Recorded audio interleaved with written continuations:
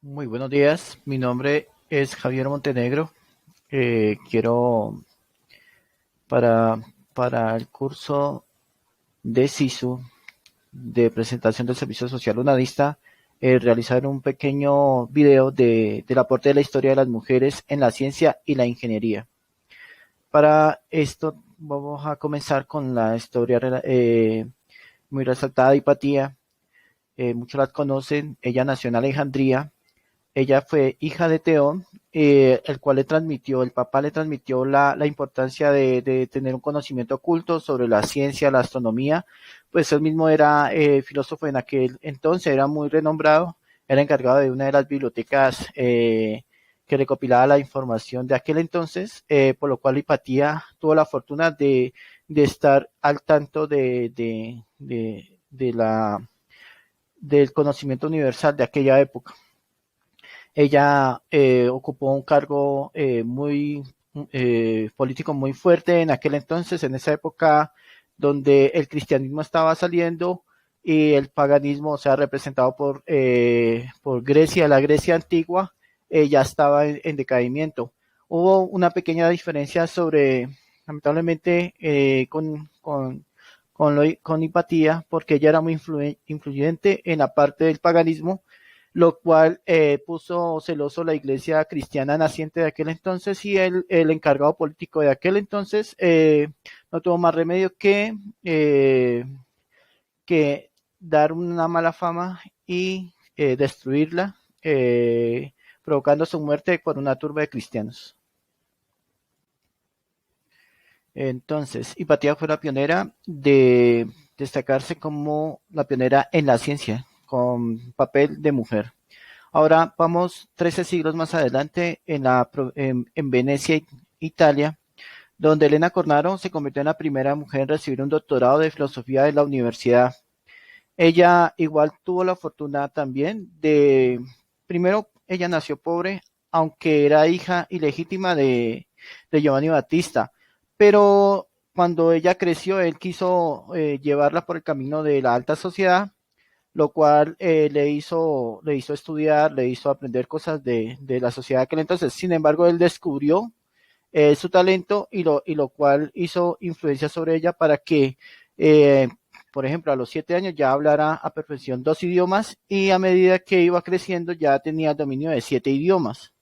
Ella fue admitida en la Universidad de Padua. Lamentablemente esa universidad era dirigida por obispos y sacerdotes de aquel tiempo. Ella se destacaba mucho en la teología, quiso hacer su doctorado referente a la teología, pero dijeron que no por simplemente eso era algo exclusivo para los hombres, o sea, porque era mujer. Sin embargo, entonces ella optó por el doctorarse por filosofía, lo cual por su capacidad de entender el latín clásico y ese idioma, ella expuso cosas tanto de filosofía como de ciencia de aquel entonces, lo cual mediante un tribunal donde fue hecha su prueba, se destacó por más de una hora en medio de senadores, en medio de gente muy importante de Venecia de aquel entonces, lo cual le permitió ser la primera mujer con un título de doctorado en filosofía. Así es, Elena Cornaro. Muy cerca de ahí de Venecia estaba la provincia de Bolonia, donde en 1711 nació Laura Bassi. Laura Bassi fue una filósofa, profesora y científica de la Italia de aquella época. Igual que Elena, desde niña mostró ser una estudiante prodigio. La ventaja de Laura Bassi es que perteneció a una familia acomodada de aquel entonces. El papá igual influyó para que ella potenciara su capacidad intelectual. Eh, Sin embargo, en esa época donde la mujer no tenía un rol muy fuerte en la sociedad o no tenía ninguno, entonces ella se inspiró mucho sobre los principios de la naturaleza con que en ese tiempo tenía que ver con teología, filosofía y matemática. Entonces, ellos alimentaron esa parte de ella. Ella estudió también tuvo muy interés sobre los trabajos de la matemática de Isaac Newton, que estaba como algo naciente en aquel entonces. En ese entonces ella, aunque era científica, no podía dar conferencias, o sea, no podía hablar en público al frente de hombres, tenía muchas limitaciones. Igual ella, después de hacer su universidad, hizo también un examen donde ella fue la segunda en recibir un doctorado. Entonces, igual, eh, también tenía un amigo muy influyente en esa época, que primero fue un obispo y terminó después siendo el Papa Benedicto XIV. Él la agregó a un grupo de intelectuales de aquel tiempo, pero igual como sus limitaciones, por ser de orden sacerdotal, ella solamente podía asistir. Era algo exclusivo para gente muy importante intelectual, pero solo ella estaba ahí sin voto. Sin embargo, a su poder económico, digámoslo así, ella pudo crear un laboratorio, el cual fue muy famoso en ese entonces, donde recogía a los científicos de aquella época, donde podían ir a hacer sus conversaciones como en privado y hacer pruebas de laboratorio. Esta es Laura Bassi, en Bolonia, en 1700, en los años 1700. Ahora, en 1780, en Gettysburg, una ciudad escocesa, nació la señorita Mary Somerville. Ella, ella en el Reino Unido se destacó, dice que es citada como la reina de las ciencias del siglo XIX. Fue una mujer que a los 10 años igual se demostró ser capaz de tener esa facilidad de conocimiento, pues eran mujeres geniales y tuvo esa recompensa de poder estudiar, porque la familia igual, aunque era de tipo acomodado, no le permitía hacer esos roles de ciencia. Sin embargo, ella comenzó a estudiar desde muy pequeña. El padre, muy preocupado, pues no quería que ella se metiera por los caminos digamos así, de la ingeniería de aquel entonces. No le permitía estudiar en las noches, lo cual ella tenía una capacidad tan increíble de grabarse, de leer de día, leer un libro, grabárselo y en la noche, en la oscuridad, repasarlo. Ya fue autodidacta en todo su aprendizaje. Ella fue creciendo con todas sus capacidades. Ella tuvo otra fortuna de que el esposo fue nombrado de la Junta Médica del Ejército, lo que le facilitó vivir cerca, ya en la parte de Londres, donde quedaba la Royal Society de aquel entonces. Ella estudió mucho sobre las matemáticas. Por eso fue capaz no solo de traducir la mecánica celeste de Laplace y del Principia de Newton, sino que también los explicaba, lo cual le permitió intercambiar conocimiento con matemáticos de aquel entonces, pues de tipo inglés. Esa fue su vida, se desarrolló en eso. Ella fue la primera mujer que aceptó a la Royal Society como para que diera una conferencia, aunque tuvo muchos tapujos, muchos igual, la parte machista de esa sociedad no permitía que una mujer hiciera eso. Sin embargo, ella fue capaz de hacerlo y por lo tanto fue marcada en la historia. Ahí hay una biblioteca en Oxford en conmemoración de Mary Somerville. Ahora, ya ha pasado varios siglos otra vez, en el año 1867, vamos a Polonia, en Varsovia específicamente, donde nació uno de los personajes más destacados en el ámbito de la mujer, que es Maria Curie. Ella fue la primera científica polaca y fue nacionalizada francesa. Ella, en los estudios de radioactividad, en lo que principalmente dedicó su vida, tuvo especialmente dos nombramientos, un premio de física y uno de química.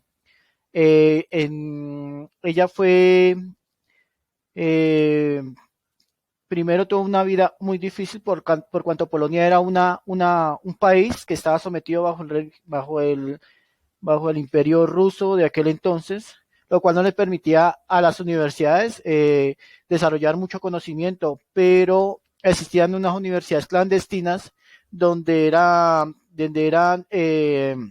capacitado el pueblo polaco, a lo cual Mary tuvo la oportunidad de acceder, aunque no era aceptada por ser mujer. Sin embargo, ella tuvo esa curiosidad porque fue inculcada por su abuelo, que él fue un profesor de aquella época de Polonia, y tuvo todo el conocimiento en la casa. Entonces eso le facilitó tener ese interés sobre la universidad y sobre la física y sobre la química. Ella hizo un pacto con la hermana, la cual con Brosnia hicieron un pacto para que la primera estuviera en París, y después de que ella fuese profesional, le facilitara los estudios a Marie Curie. Entonces, esto es gracias a esto fue llevada a París. Allá fue donde ella se hizo licenciada de física, de matemática, y por lo cual allá también conoció a su esposo, eh, lo cual le facilitó también ser como tener ese mismo pensamiento sobre la ciencia y amarla. María Curie fue un personaje muy importante, destacado, de tal manera que los científicos de aquella época de la física moderna, concerniente pues a Lorentz, a Albert Einstein, ella tiene esta foto como recuerdo donde se puede percatar de que es la única mujer, y tanto por el machismo, tanto por la sociedad de aquel entonces. Entonces, en conclusión, este compendio histórico da varias conclusiones. Hay varias conclusiones que quiero compartir respecto a esta diapositiva en cuanto al papel que desempeñaron las mujeres en la historia, donde se puede destacar que muchas de ellas sufrieron eh, el impedimento de la sociedad para que ellas pudieran sobresalir. Sin embargo, hubieron varios acontecimientos que le permitieron resurgir con su nombre, y que es que mostraron esa capacidad intelectual que las enmarcó por todos los tiempos, de tal manera que cada, cada una en su tiempo tuvo que sobresalir por lo imposible, sobresalir. Y estamos contando con personas, entre ellas, donde tenían la sociedad, o sea, habían nacido en cuna eh, de, de dorada, digámoslo así, lo cual les daba un puntico más, no era una ventaja absoluta. Sin embargo, los que la rodearon las apoyaron, porque si los hombres de aquel entonces no la apoyaban, igual su esfuerzo hubiera sido en vano. Tuvieron esa parte.